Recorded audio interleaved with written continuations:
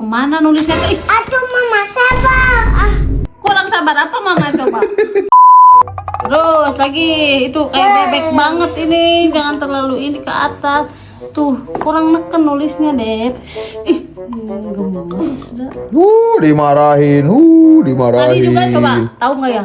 Nulisnya paling terakhir lama ngobrol terus bengong kayak gini. Kalau bengong dia teh suka nulis-nulis pipi. Nah, contohnya tuh. Tuh. Jadi lihat pipinya hitam tuh.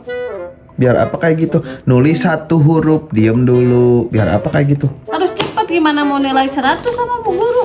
Jangan ngobrol. Ayo tuh cepetan, jangan disasalin mulu itu yang bener tuh. Kemana nulisnya tuh? Ih, Aduh mama sabar. kurang sabar apa mama coba? Gak boleh kayak gitu. Tuh. Lihat itu bikin apa coba? Apa? Senyum. Gak boleh kayak gitu. Nggak boleh kayak gitu, dengerin.